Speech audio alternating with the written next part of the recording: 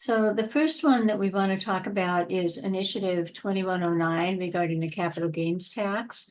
I worked on this issue as an issue chair when the law was being passed.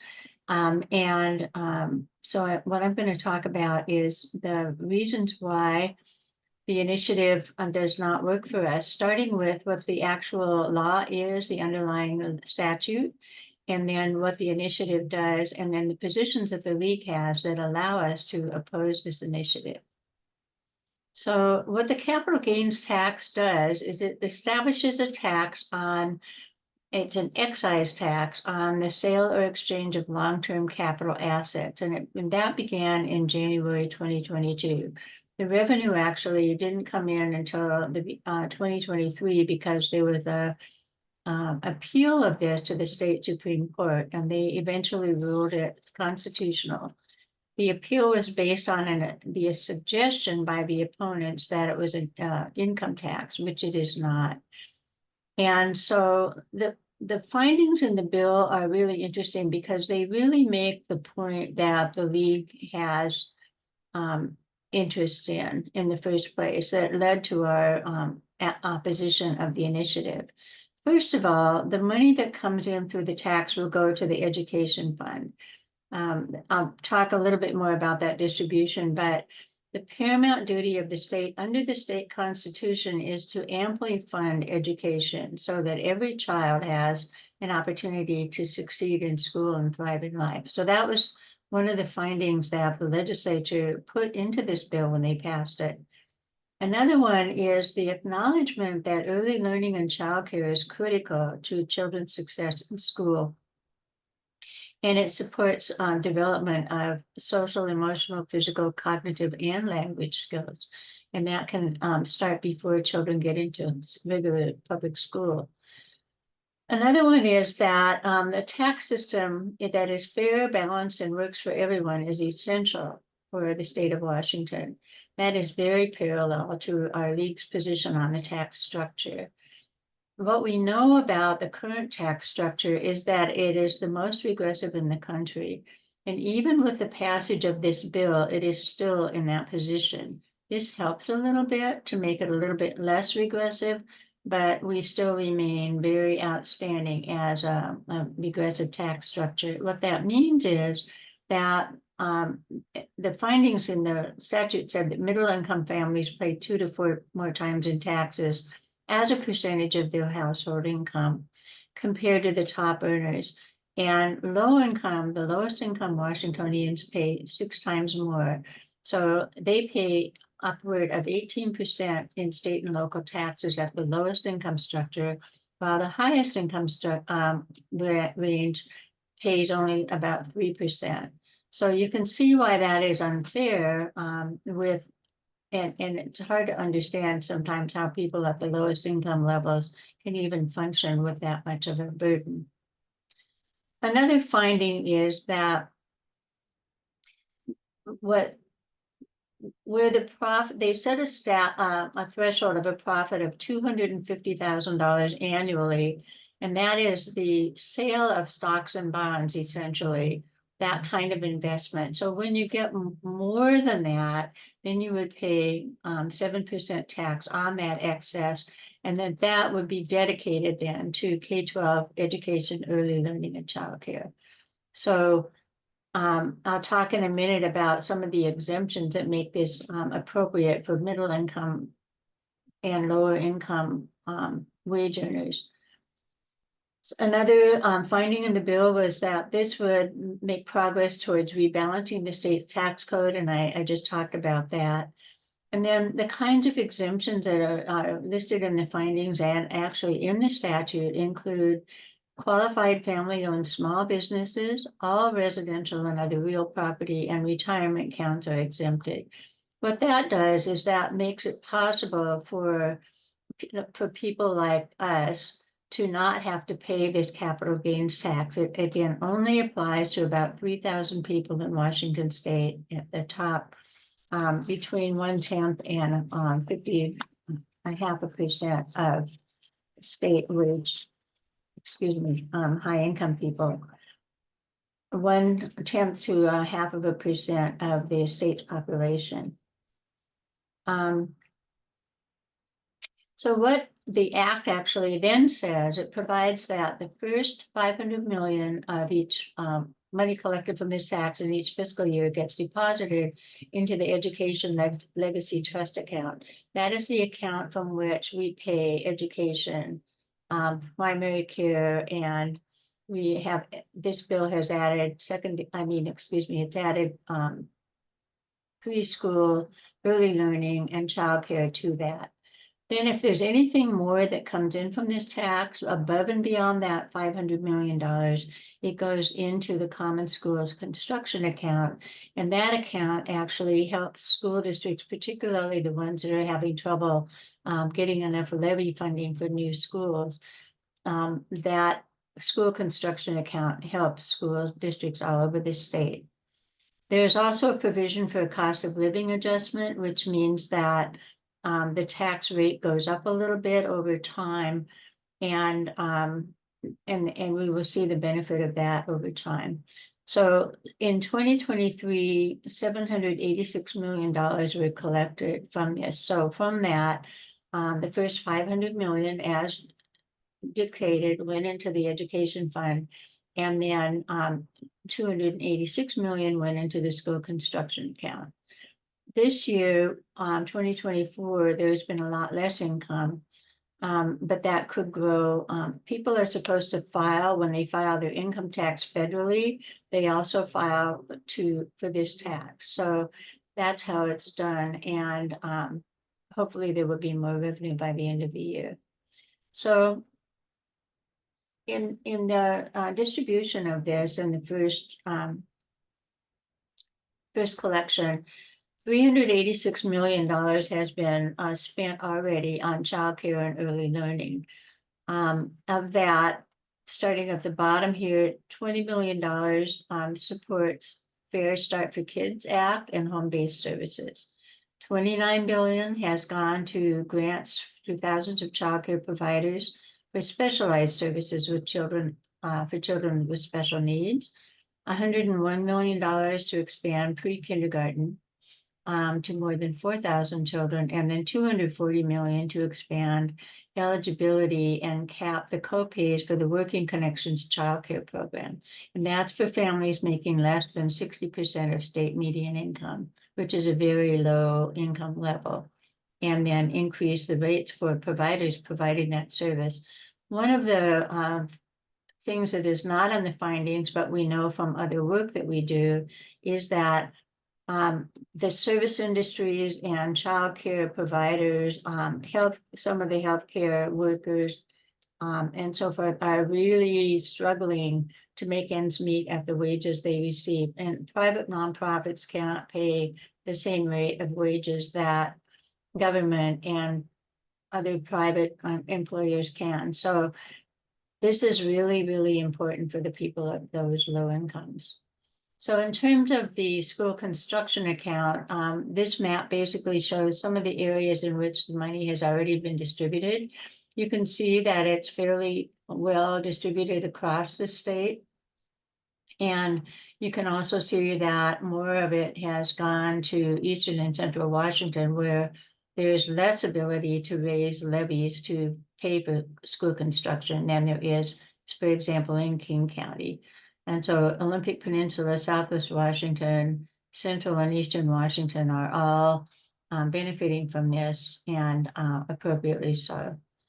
So now, what does the initiative do? It would repeal the tax, and it would say that we no longer have that additional money to amply fund education, early learning and childcare, or school construction.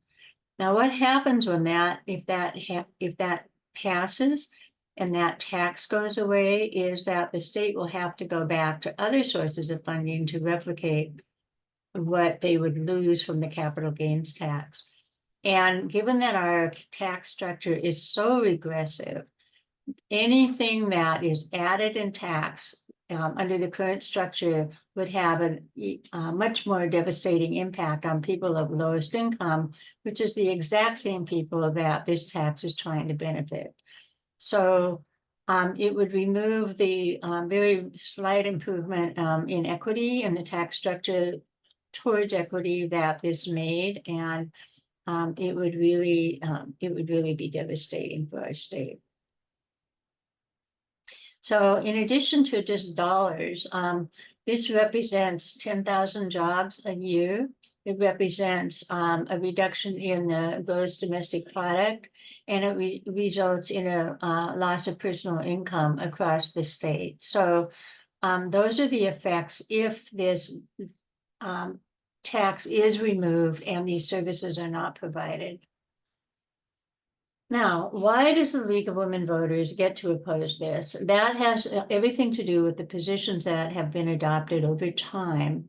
And this one combines positions based on our revenue positions and also on our social policy.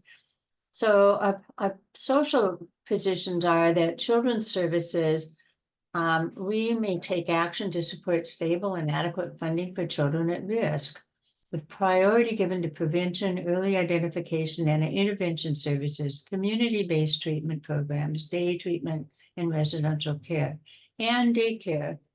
We support action to provide for the general welfare of children in daycare centers, and so forth. Now, those are very closely related to the findings in the bill and also to the intention behind the bill to provide for those kinds of services. Another one has to do with early care and education of children.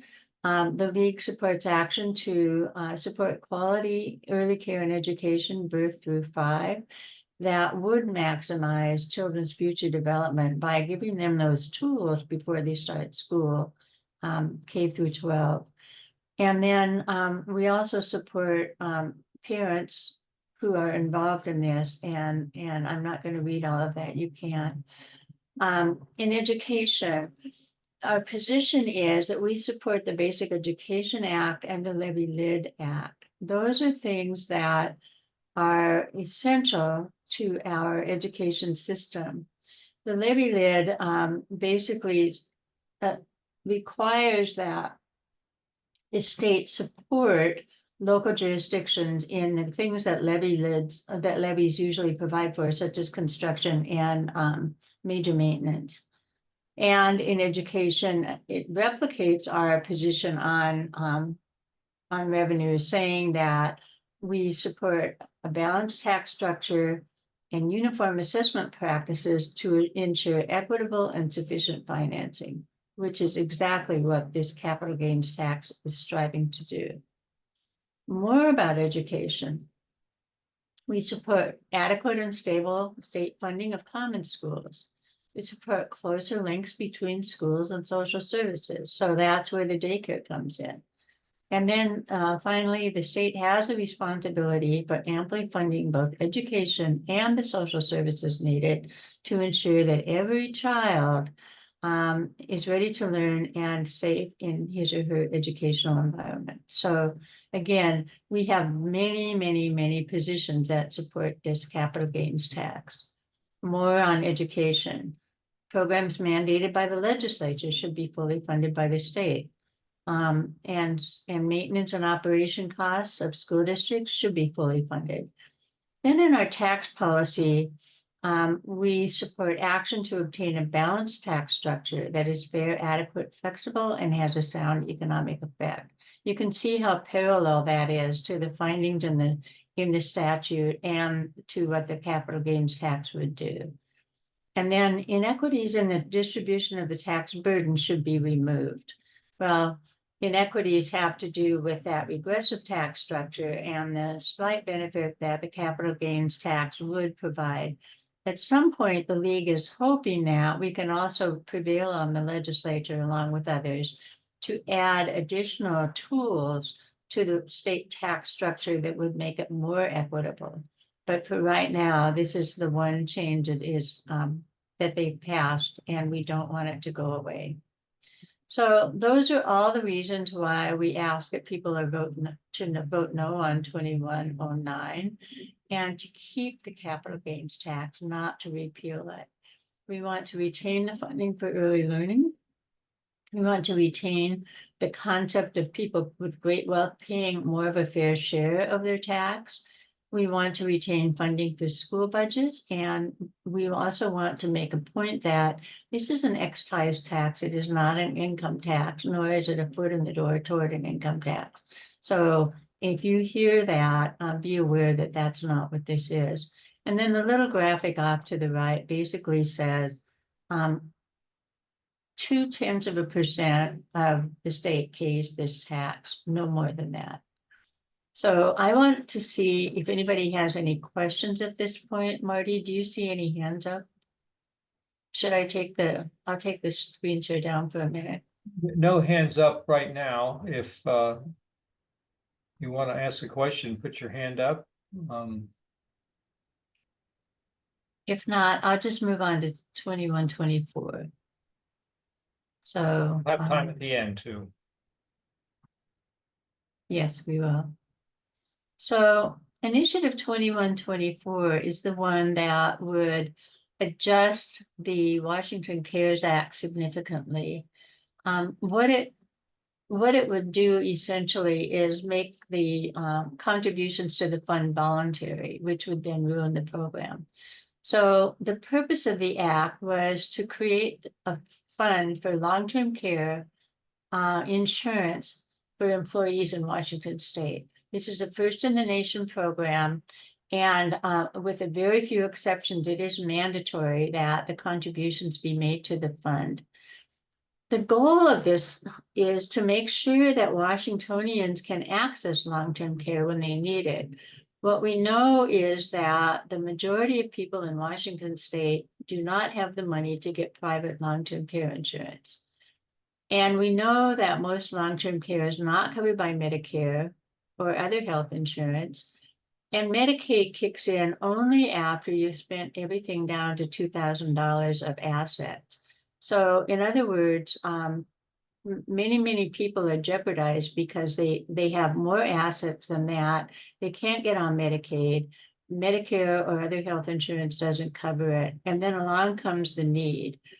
More than 70% of, or at least 70% will eventually need long-term care services. And the cost of long-term care insurance right now is running upward of $1,000 a month for 2 people. So that is really prohibitive for the average citizen in Washington State.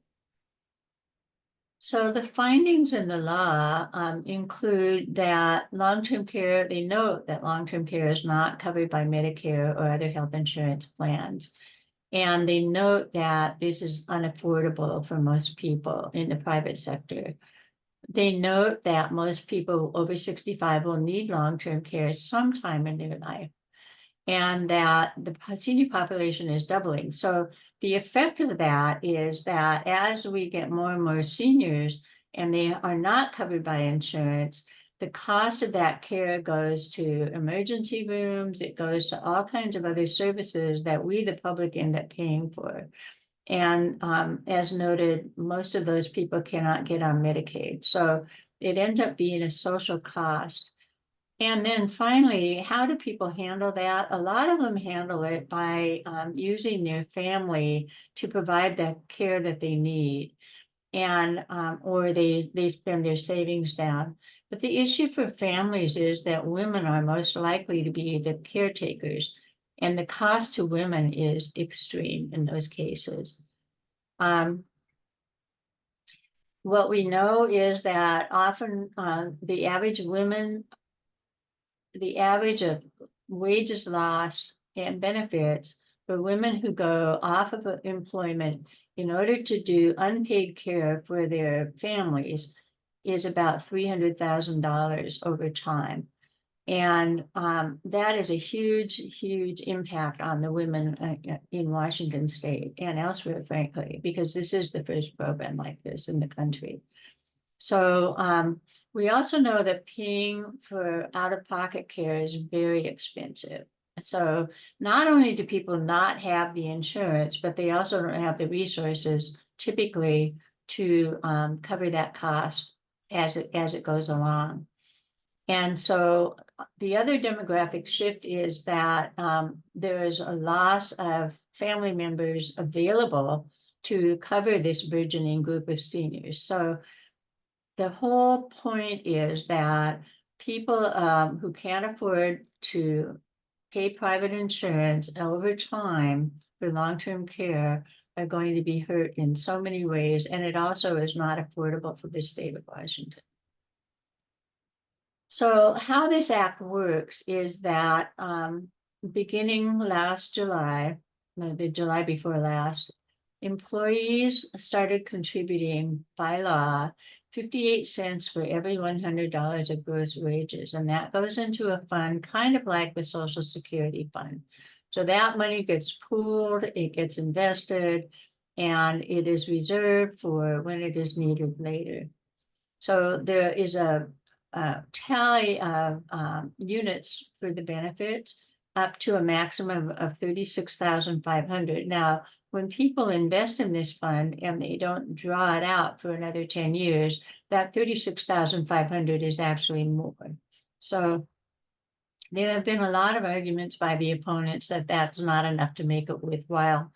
But in fact, the $36,500, if it were available right now, would cover half-time in-home care for 2 years for somebody. So it's actually not that chintzy. It is actually worth considering, especially for people who don't have resources.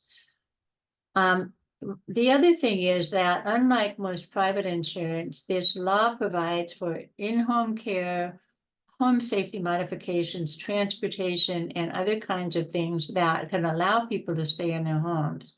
So it's got a different set of benefits above and beyond what private insurance typically covers.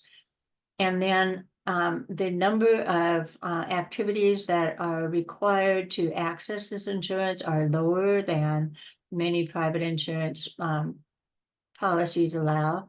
And so I noted what those are, but those are typically far less than, I can tell you far less than my private insurance. An adjustment to the act was made after the first year. And I just want to point out that when a major new program like this is enacted, it takes several other amendments to it to get it to be where it needs to be, because the legislature never covers all the issues the very first time they start something. So the second year, they passed an amendment that allows the benefits to be portable. So if somebody retires and moves elsewhere and they're eligible for it in Washington, they will still be eligible for it elsewhere. And then another benefit of this approach is that there's no out-of-pocket up front, and the service is set up in a way that you don't have to keep claiming. You can get it set up and the payments happen automatically until the service is no longer needed or until the units run out.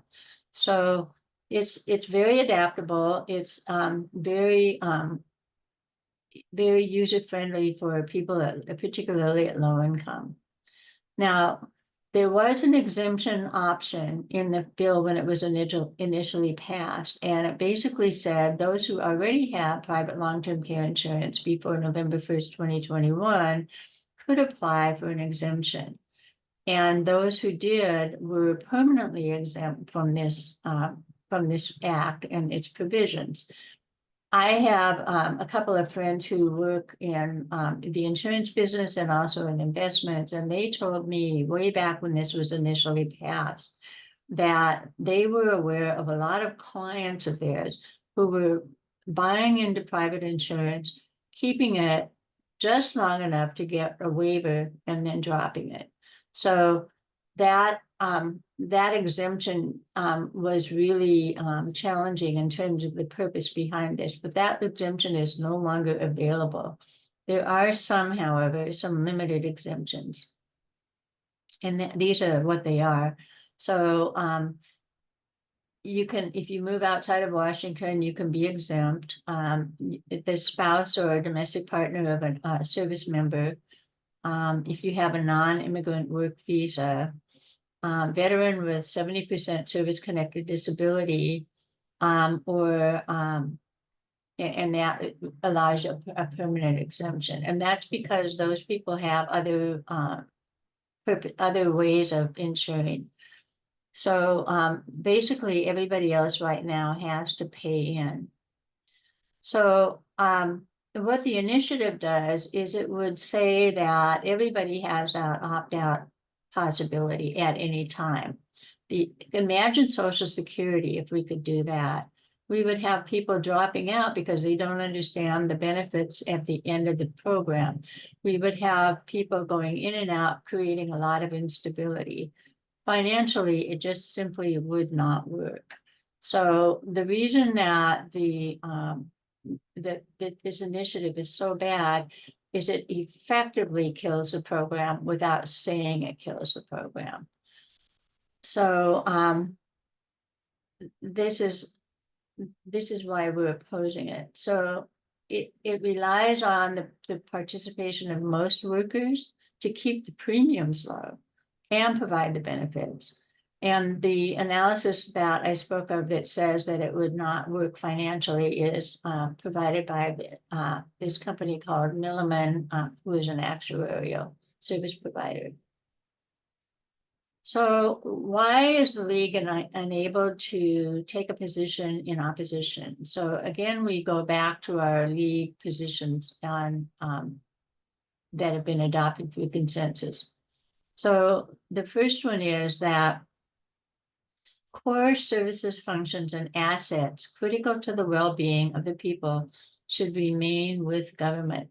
Now, this is a new application of this. This is the private sector position that we have, and it's based on a study and consensus about, I think, about 10 or 12 years ago.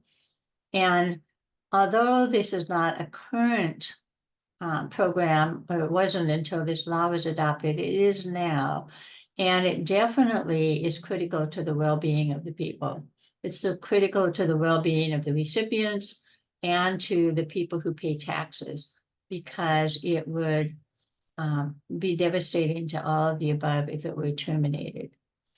Now, we also have a healthcare position.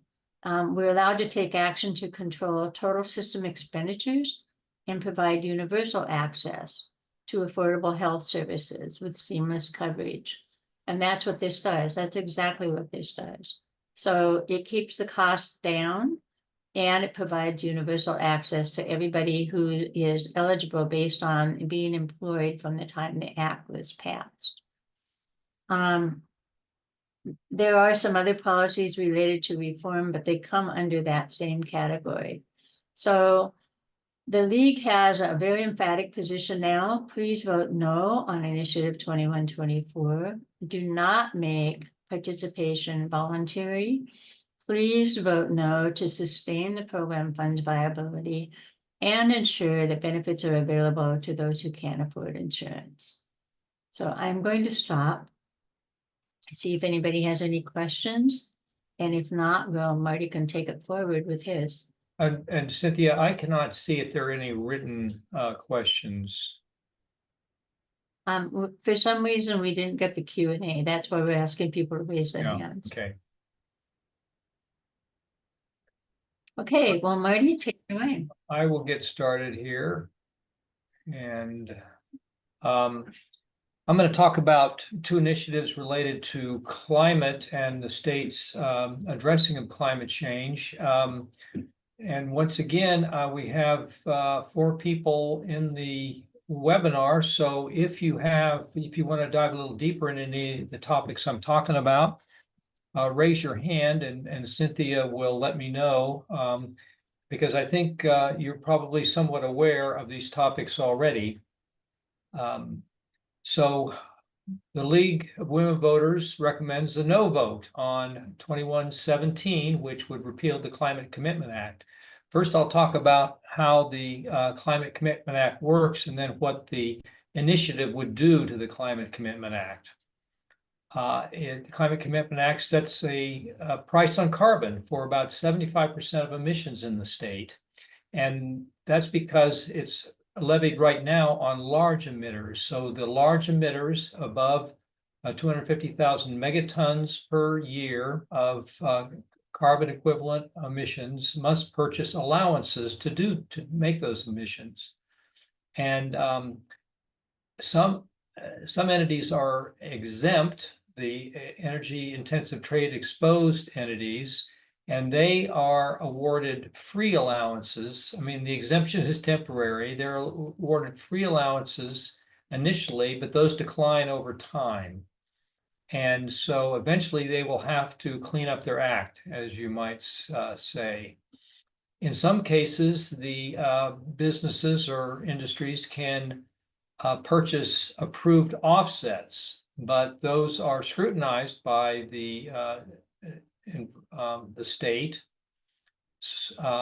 And there is another bill that just passed in 2024 to link our allowance markets to other places in the North America that have a similar allowance markets and auctions. Those are currently California and Montreal. So this is a study to see if linkage is appropriate and beneficial. The idea is a bigger market, a wider market, would stabilize the pricing of the allowances a little better. The allowances are sold at auction 4 times a year, and the state retains the proceeds from that revenue for investment and very specified investment. The allowances do decline over time, so by 2050, no more allowances will be available. So other methods will have to be employed to handle the emissions at that point. Fewer allowances, of course, imply higher allowance prices over time if the businesses, entities, and industries do not reduce their emissions. And so that alternative is to reduce their emissions. And they have maybe some other options too. We hope they don't leave the state. But at any rate, this is probably going to become wider. As I said, it's in California right now. A lot more detail. It's a very complicated bill, a very complicated program, and you can read all about it in that link. Now, the revenue that comes from, or how we invest the revenue that comes from the Climate Commitment Act, they're very carefully specified what kind of investments we can make to increase energy efficiency, reduce pollution, restore environmental damage that may have occurred, would have occurred previously, maybe for other reasons, and correct environmental injustice, and electrify some transportation infrastructure. There is an environmental justice review every 2 years to make sure the environmental justice part of the intent of the investments is fulfilled.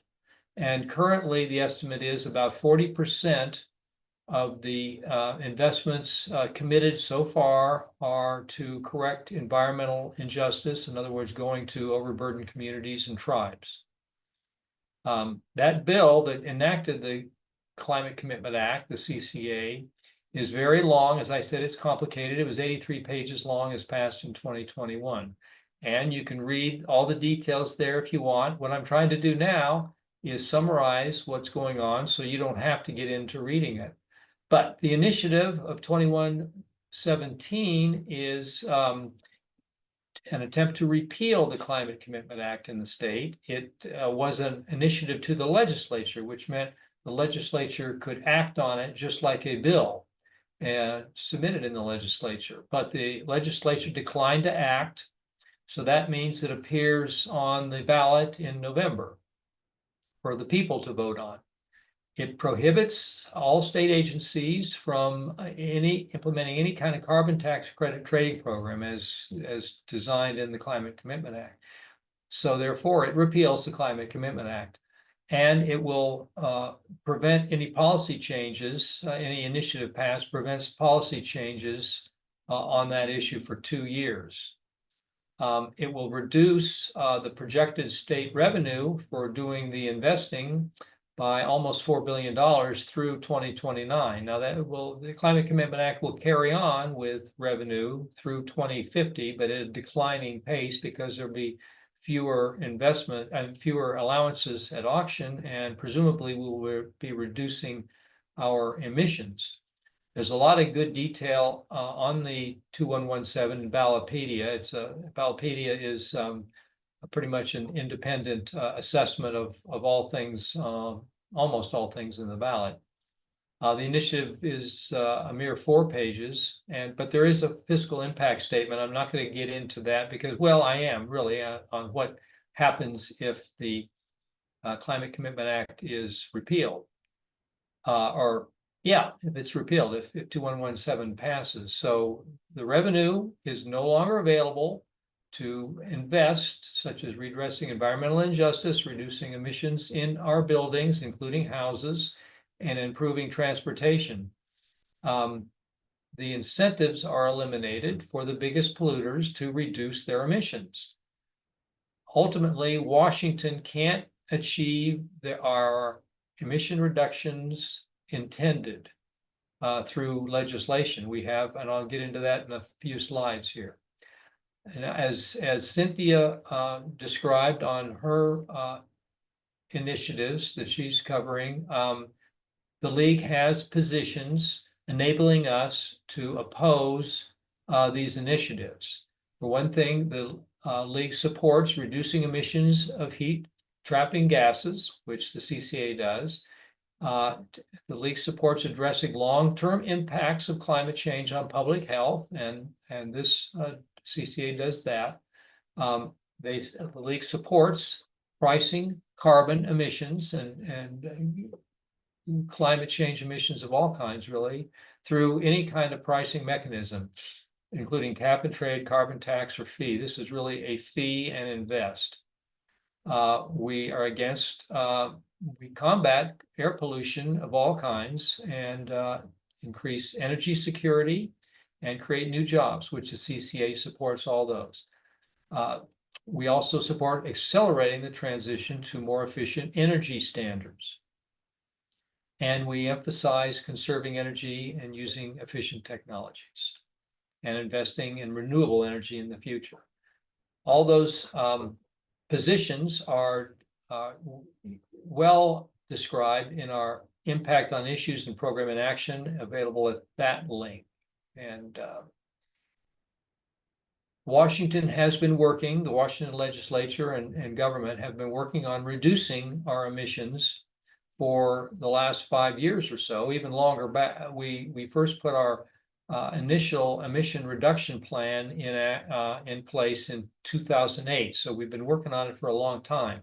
These bills are what we passed in the recent past, the most significant bills we passed recently. The Climate Commitment Act is there. It was passed in 2021, but it really becomes into effect in 2023, or did come into effect. The line here going down to 2050 shows the by law requirement to reduce our emissions across the state.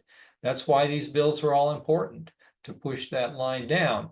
Since 1990 through 2019, we've been cycling around about 100 million metric tons of emissions in the state. So we have a big challenge, but by enacting these laws, it's feasible. So here are some of the bills that have passed and now into law.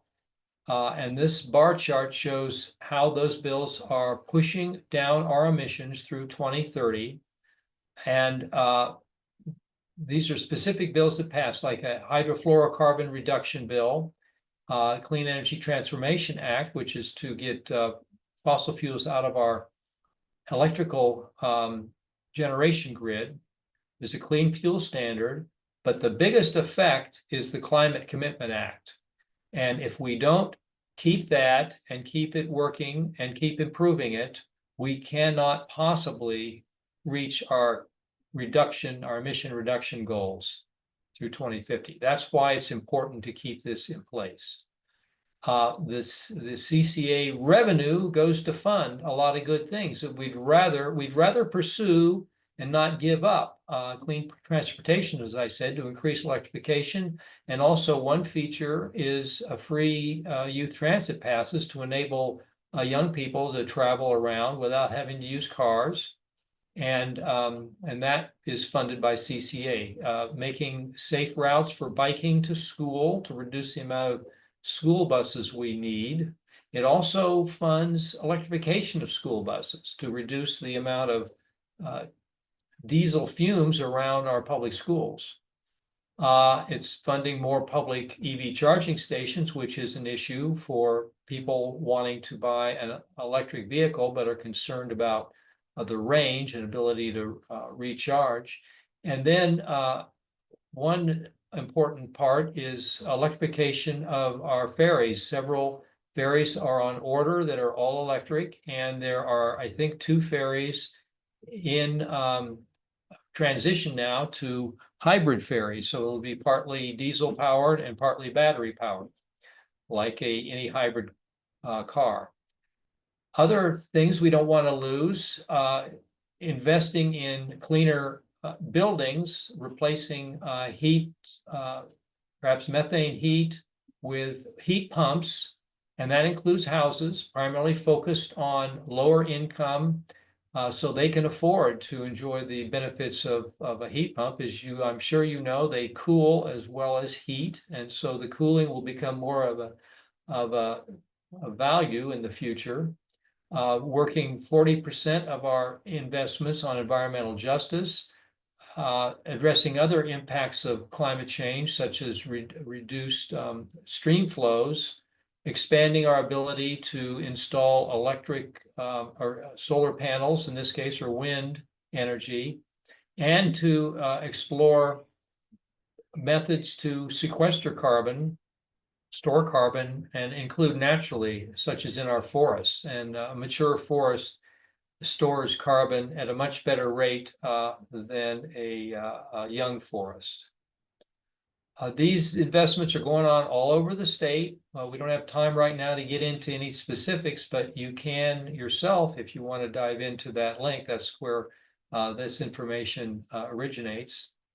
And so what's really happening here with the Climate Commitment Act, what has been funded, and this is through 2023, so it was a report published by the governor's office in 2024, clean transportation, almost $1 billion, clean buildings, 1/3 of $1 billion almost, clean energy development siting to make sure we can hook up our solar panels and wind energy, 200 million, environmental justice programs, 140 million, and addressing climate change impacts, also involved in environmental justice as well. And then looking at agriculture to sequester carbon, which is a big opportunity. And we have a lot of agriculture in the state, of course. The details are in this report. We, of course, can't go into all of that right now, but it's very detailed in that report where this money is currently going. And the the committed money probably wouldn't go away, but any continuation of these programs would if the initiative passes. Now, the biggest message against the Climate Commitment Act and the proponents of 2117 are mostly focusing on is the price of gasoline in the state. Petroleum, as we should know, is a global commodity. So the state does not control the price of petroleum. It's a global market. There is a Washington state tax on gasoline as well, and that is about 45 cents per gallon. And it is paid at the pump, essentially. It's collected by the fuel distributors, the local filling stations and such. They collect that tax and send it to the state. So it has to be on the price. It maintains our transportation system, as I'm sure you know. The CCA allowances are different than a tax on the gasoline. It's a cost of doing business for emitting industries. And they can choose how to cover those costs. They can reduce their emissions, which would be the best thing. That's the intent of the CCA, in fact, is to force our emissions down. They can charge all or part of those allowances they have to buy to their customers if they choose. They can also choose to cover some or all of those with their profits to reduce their tax burden. Gasoline is a commodity, and it is priced on what the market will bear. More information on that and some analysis in that link. I did a bit of analysis too. I looked at state gasoline prices over time and compared that to the national average and normalized that to a period between October of 2020 through, let's see, what did I say? From 2017 through 2020. And then I looked at how the price of gasoline in Washington changes over time. So it's forces outside of other things. So it's not always easy to explain why these are going up and down, but if it's above zero, it means the price increased a bit over an average of national prices and the state prices. So it's normalized to both those things. So in 2022, it took a big price up. That is before the first allowance occurred. Right about the time the first allowance occurred, it came back down to about zero. It crept back up. So our prices bounce around quite a lot. And this could have been anticipation of CCA allowances, or it could have been other factors such as one of our 5 refineries in Western Washington going down. And Western Washington enjoys having all the refineries in the state, enjoys either for the emissions that they create. At any rate, so at the June 24th allowance, which is about 6 allowance sales in, the increase over the normalized baseline is less than 20 cents a gallon. So proponents of the initiative claim it's anywhere from 50 cents a gallon to $1 a gallon. But I would say as the price of the allowances have stabilized, so has any price difference in our gasoline. So it's much lower than it's being claimed by the proponents of the initiative. Another interesting thing that came up recently, the New York Times looked at a study published in Science that said some policies are effective. There's no single silver bullet, but success usually in various places around the globe includes tax and price incentives as well as other policy mixes. So the CCA is an important part of doing our part in reducing emissions across our state, certainly across the country and across the globe. And there are other benefits or other drivers of this kind of thing. So it has having a tax or a price on carbon has reduced transportation emissions and across the country. It requires a mix of incentives, including CO2 efficiency standards as well as pricing. So our automobiles usually have efficiency standards, which helps that. So those references in the New York Times is a summary, and the details are in Science Daily. So let's retain the Climate Commitment Act because we've delayed taking action on climate change for way too long. Right now, we just can't move fast enough due to those delays. We can't backtrack, and we must think of the future generations and what the climate change and our actions now will do to them and how it will affect their lives. Takeaways I'd like to leave you with on 2117. There's nothing in 2117 that guarantees a gasoline price reduction because it's a commodity. It's based on what the market will bear. The Climate Commitment Act is a price on carbon or emissions, so it incentivizes big polluters to reduce their emissions. We invest the revenue to increase energy efficiency, to correct environmental injustice, and reduce pollution from fossil fuels. And by pollution, I mean particulate pollution and noxious gases that always come out from burning fossil fuels. Fossil fuel pollution such as that harms children the most. Those are the reasons why the Washington League of Women Voters opposes 2117 and recommends a vote no. The other initiative, well, maybe I should first see if there are any questions or any discussion. Carol Sullivan, I see, has her hand raised. So Cynthia, can you unmute and let Carol talk? Carol? Thanks, Cynthia. Am I heard now? I think I am. Yes, yes. Ready? Could you just for a second go back to your slide 30, number 34 or 35 with the picture of the gas prices, the jagged line thing? Okay. I'm not understanding. Yeah. Is- This is what I did is I normalized Washington state gas prices to the national average gas prices and to the historic gas prices in Washington state. So this is a line showing how any month is deviating from that average. And so if there's an average, that means the deviation is being caused by something. It could be a market pressure.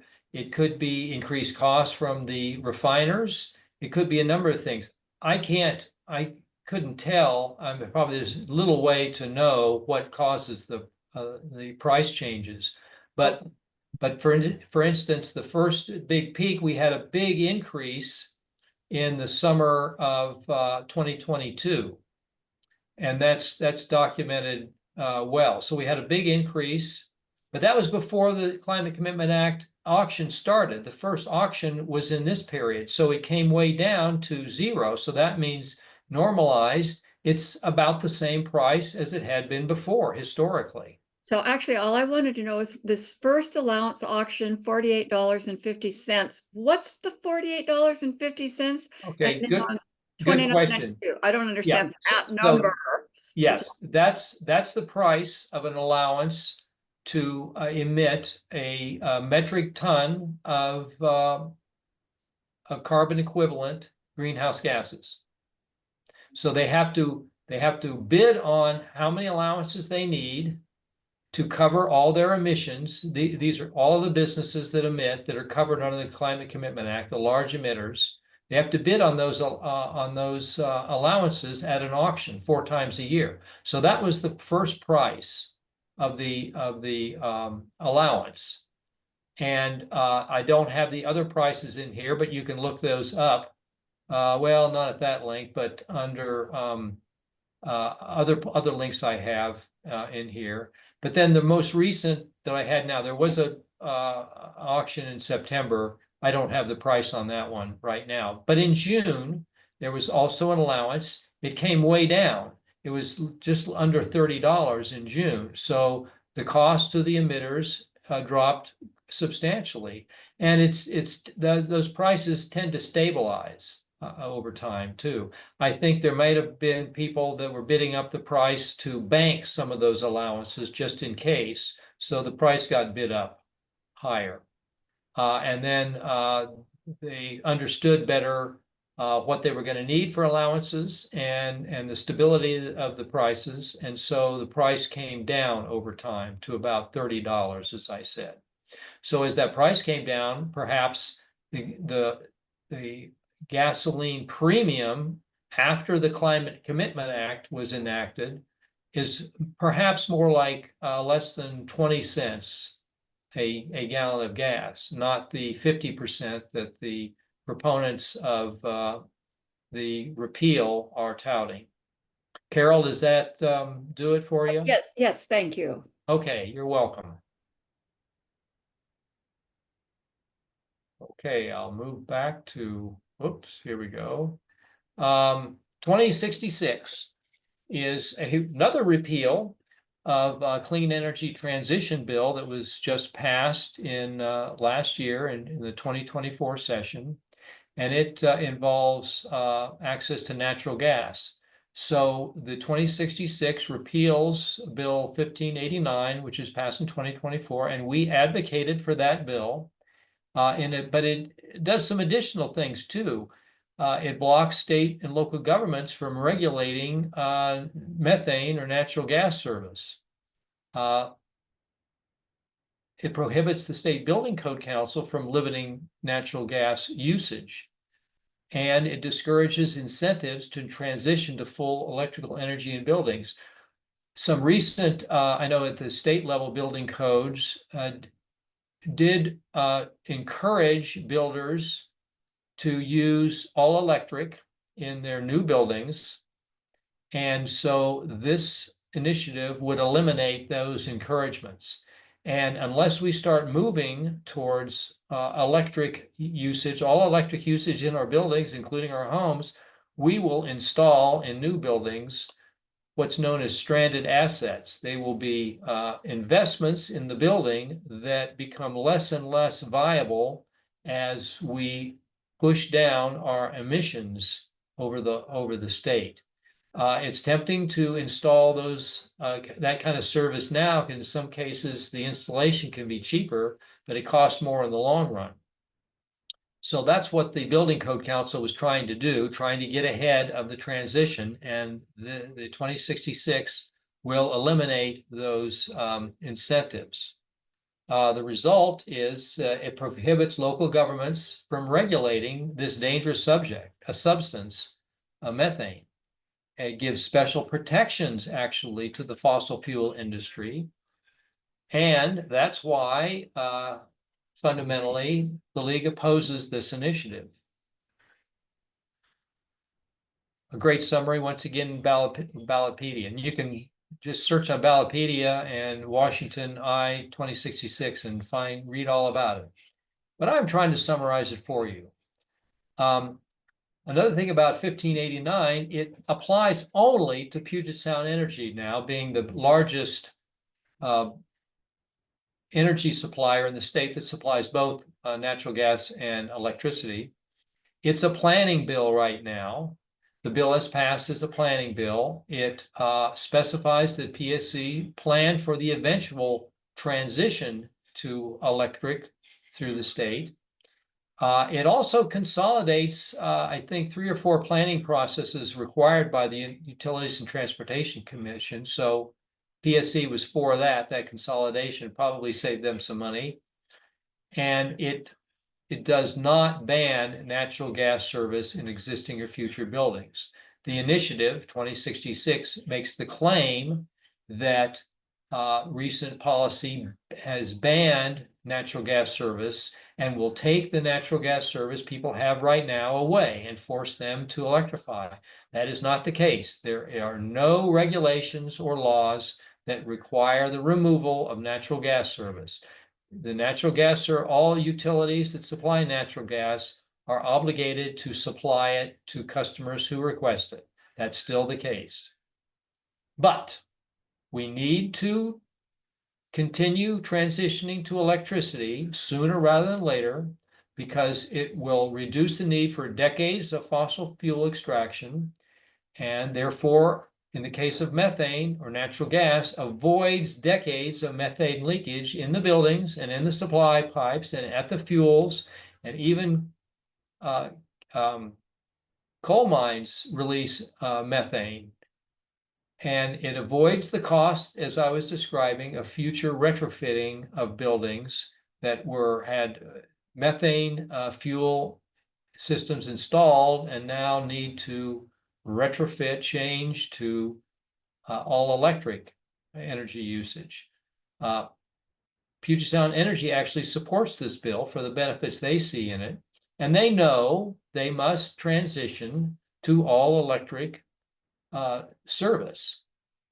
It's a step, an important step to reducing our overall emissions legislation. I might also add here, I hope you know, that methane is a far more effective greenhouse gas than even carbon dioxide. It does break down over decades, but in the first 20 years or so, it is far more effective as a greenhouse more active as a greenhouse gas than even carbon dioxide. So it's extremely important that over the whole globe, we reduce our reliance on methane. It always leaks, in fact, it always leaks. There's more information at those links. We have positions again on that we rely on, why we supported 1589, and partly why we oppose the initiative.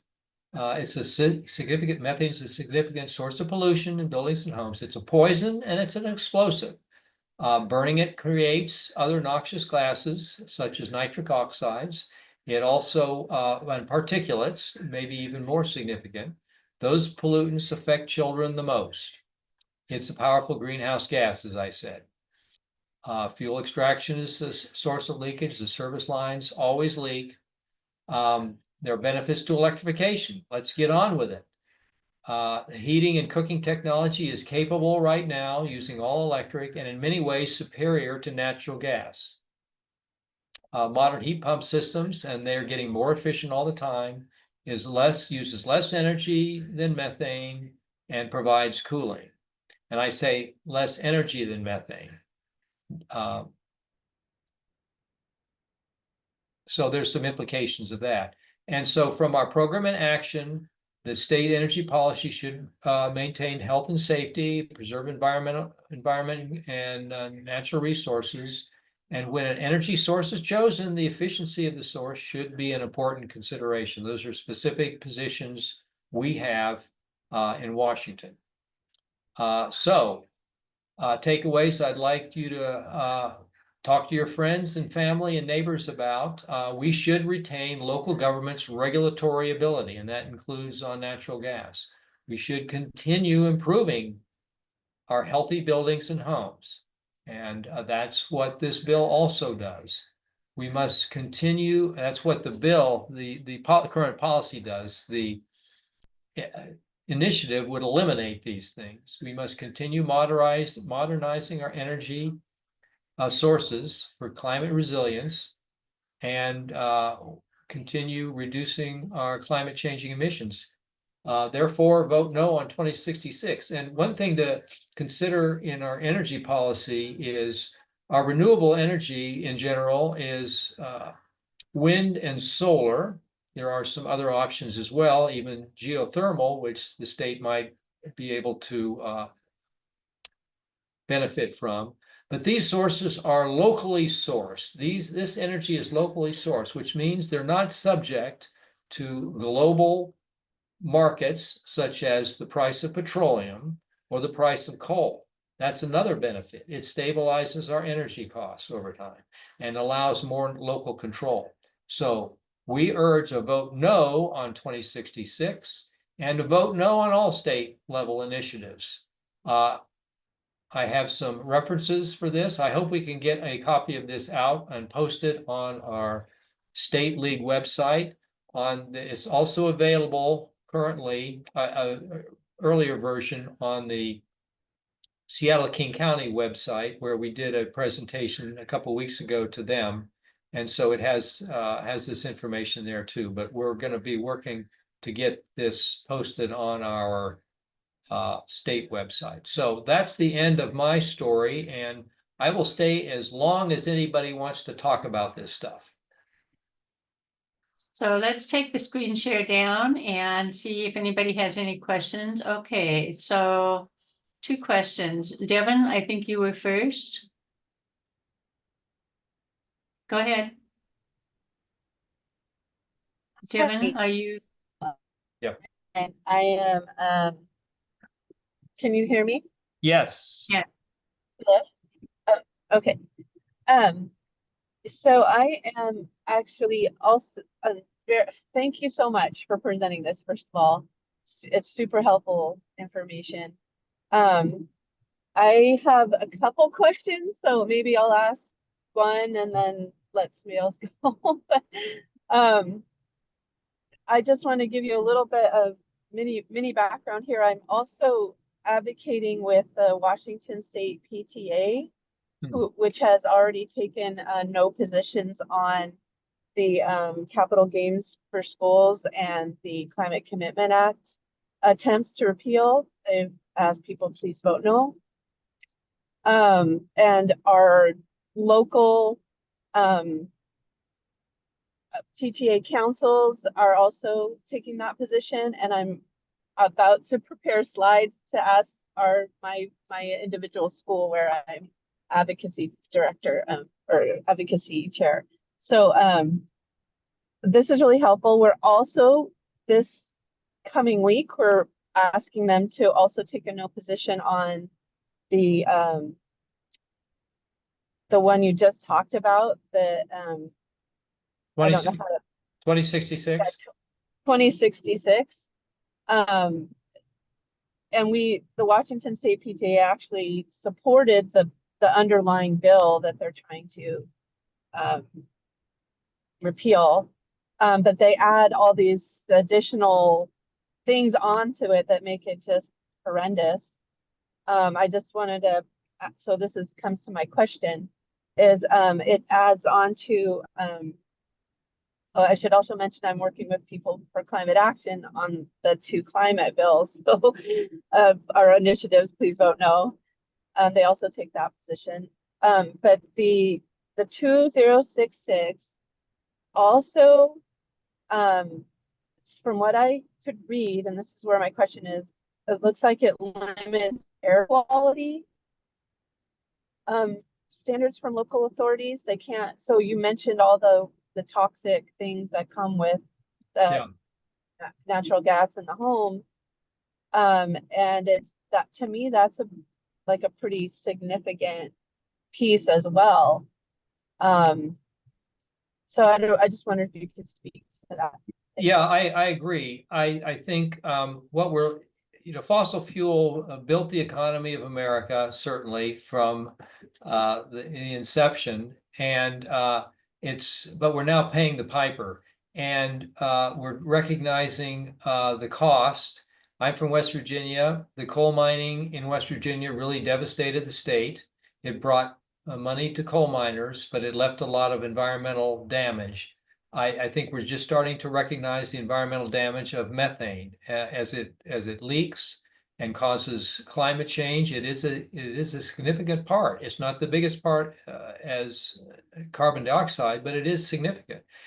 On maybe the most significant problem with methane is its leakage. It's recognized that it does leak. Every valve will leak a bit.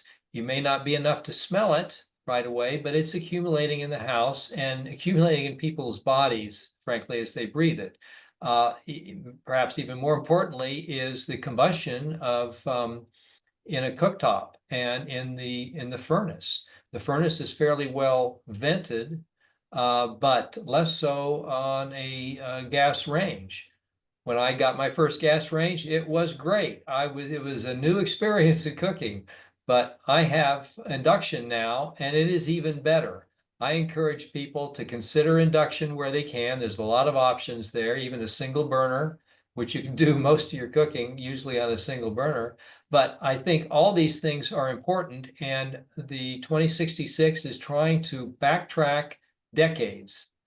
And the health alone, the health impact alone is just remarkable why they would be pushing this, except perhaps to protect their industry. And that's how it appears. And unfortunately, even 2066, I think, is relying more than 2117 on a false assessment and a false charge that the current policy will take away people's natural gas service. It will not do that. Nothing in current policy takes away any natural gas service. It's a transition as we recognize the benefits of all electric and as more renewable energy becomes available over time. So it's a planning bill, and it allows, the initiative cancels a lot of the regulations that are put in place. So I think finally, the polling I saw a couple weeks ago had 2117 failing So we would keep Climate Commitment Act, but 2066 seemed to be succeeding. In other words, it would cancel those policies. So Devin and everyone, I would urge a focus on 2066 in your advocacy, because that one is significant. And that seems to be in a little more trouble, but please continue to advocate against both of those and all four initiatives. So let's see, Carol has a question now. Let's see, Carol. Here we go. Carol? Okay, thanks, Cynthia. I have really enjoyed this presentation. It's I've attended several. This has really put things into perspective big time. I want to do a session with residents of my building. Is there any chance that what you've recorded would be available to share with an outside audience, such as the people in my building, with me in adding more to it, adding some background? Sure, I think. Posted on the State League website within a couple of days. Okay. Amy won't to do it until the beginning of the week. Okay, so then it would be accessible through the state website, the YouTube site, or the state site? I think the state site, wouldn't it be, Cynthia? Amy will post links probably. LWVWA.org. Okay, thank you. And Carol, right now, the presentation we did for the Seattle King County League is available on their website. If you wanted to take a look at Okay, that. I thought of that too, but I'm wondering, I'm not a member of that league. I'm a member of. That's okay. That's okay. You can. Doesn't matter? No, it Okay. doesn't matter. No. Whichever You- one I can access then, because as my job, I never learned to make PowerPoint presentations, but in your jobs and beyond, you actually did. I would, of course, give credit where credit is definitely due. It was a that's fine. outstanding, of course. Carol, you are welcome to download it and use it. I'm gonna show it to others. Welcome to do that. Okay, thank you. I may be in touch. Yeah. Thanks. Devin, do you have another question?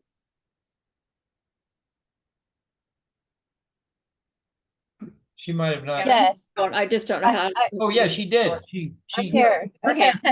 Devin, okay. Yes, thank you. And thank you for that information about the slide decks, because I need to give a presentation to my the PTA group I'm with this coming week. So on the 2nd. So I too would really appreciate being able to utilize all this great material that you presented here.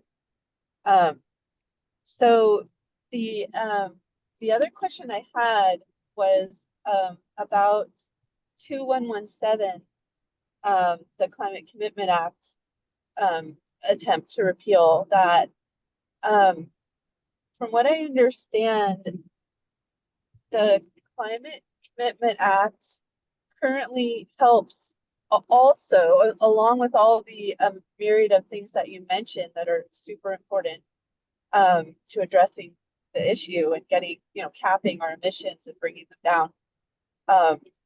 They also help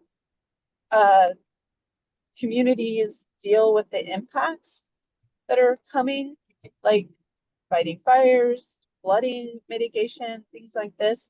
And the way I understand it is that if the climate commitment were to go away, we would still need to address these issues, but it would have to come from,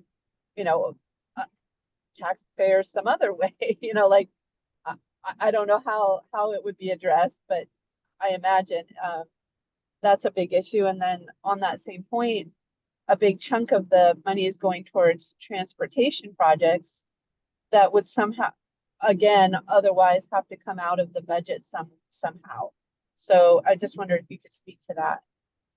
Yeah, that's true. And as Cynthia, when she was talking about the tax bill, what is it? The initiative to repeal the what, I can't think, the Are you talking about capital gains? capital gains, yeah.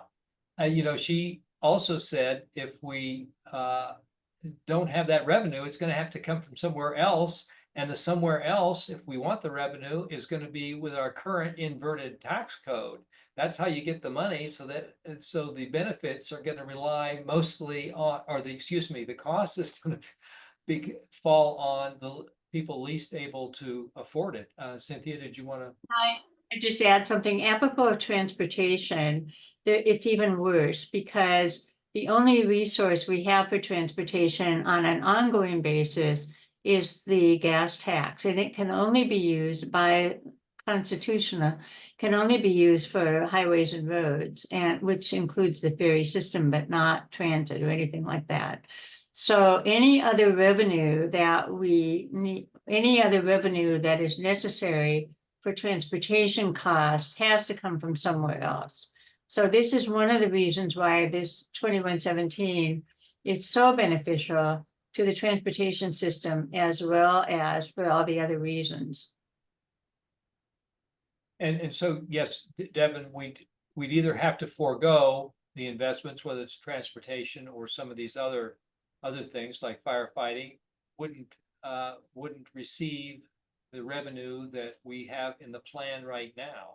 So we'd either have to reduce those benefits or those investments, move money from some other place, or somehow gather more revenue from other sources, such as taxing or fees of some kind. There is no other place. Yeah. I mean, That's, Cynthia is our revenue expert, so. not also transportation, so. Yeah. So, yeah. And thank you for Yeah, that. Well, if you want to finish your point, I just had a comment to make Well, about. yeah, the other thing is just that the Climate Commitment Act imposes the costs on those doing the most damage right now. And this is a case of unintended or hidden cost of burning fossil fuel or releasing any kind of greenhouse gas or doing any other kind of environmental damage that we don't pay the full cost of it when we incur the benefit. And that means somebody else, primarily in the future, will pay the cost. And a lot of the cases, those are hidden. This is trying to get some of those costs or damage covered right now as we are incurring any kind of benefit. And unless we do that, we'll continue to have those embedded costs unpaid for and pushed into the future, just like climate change itself. Excuse me for interrupting. I'm going to stop the recording now, but we can continue to talk.